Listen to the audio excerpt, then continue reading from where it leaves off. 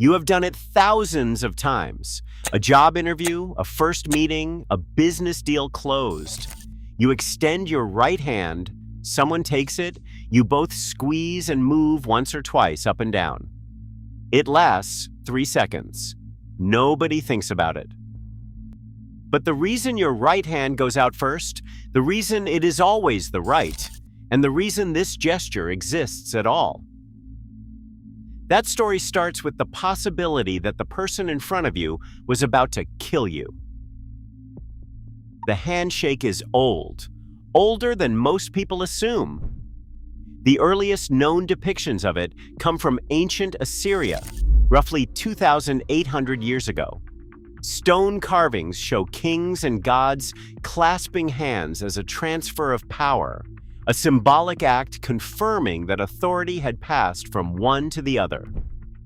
In ancient Greece, the gesture appears on funeral monuments, two people grasping hands as a farewell between the living and the dead. Homer wrote about it. Archaeologists have found it carved into walls across the ancient world. But the version most historians point to as the direct ancestor of the modern handshake comes from medieval Europe. And the reason it developed there tells you something uncomfortable about how people used to treat each other. When two people met on a road in medieval Europe, particularly two armed men, the question was not how to greet each other. The question was whether the other person was about to reach for a weapon. Knights and soldiers carried swords on their left hip, drawn with the right hand. Extending your right hand toward a stranger accomplished two things at once. It showed that your weapon hand was empty, and it prevented that hand from reaching for a sword while you were gripping someone else's hand. The handshake was not a gesture of welcome. It was a mutual verification that neither person was about to commit violence. The warmth came later. The original meaning was closer to a temporary truce.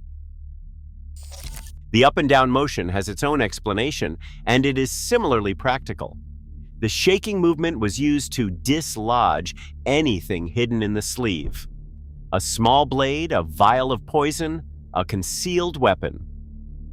Shaking the arm vigorously enough would cause anything tucked into the sleeve to fall out before it could be used. Consider what that means for a moment. The gesture that now signals trust, agreement, and welcome was specifically designed for a world where someone might hide a weapon in their sleeve and wait for the right moment to use it.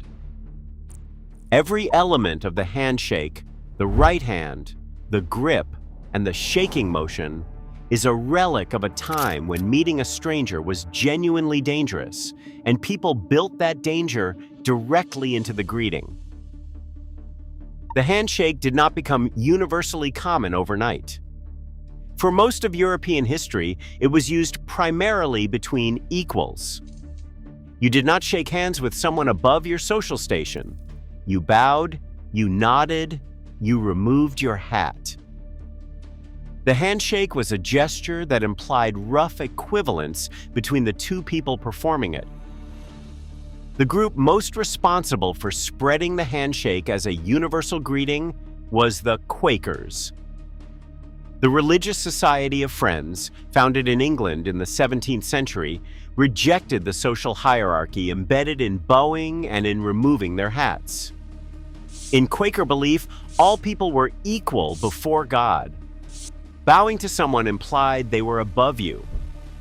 The handshake implied nothing except that two people had met. It was deliberately egalitarian. Quakers shook hands with everyone regardless of social class, wealth, or status. As Quaker communities spread through England, and particularly through the American colonies, the handshake spread with them. By the time the United States was establishing its own social customs in the 18th century, the handshake was already the default greeting across much of American life. The democracy of the gesture matched the political ideals of a new country that had just rejected aristocracy. Benjamin Franklin shook hands. George Washington shook hands. The gesture carried an implicit message that fit the moment. It said that I treat you as my equal. In a country explicitly built on rejecting inherited status, that message had particular power. The right hand remained the standard across almost every culture that adopted the handshake, and the weapon explanation accounts for part of that. But there is more to it.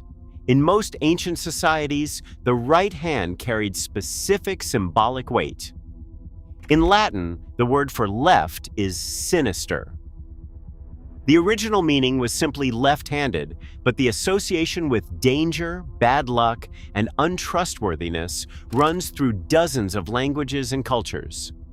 Left-handed children were forced to write with their right hand in European schools well into the 20th century. The right hand was the hand of oaths, of contracts, of sacred agreements. When you swear on something, you raise your right hand. When you place your hand on a Bible in court, it is your right hand. The Roman custom of shaking right hands to seal a contract, called the dextrorum iunctio, is depicted on coins, on monuments, on marriage documents. Extending the right hand was not just a greeting, it was a declaration of good faith visible to anyone watching. Today, the handshake carries almost none of this history on the surface. It is automatic. You do it without thinking. Job interview, first meeting, closing a deal. 3 seconds, and it is over.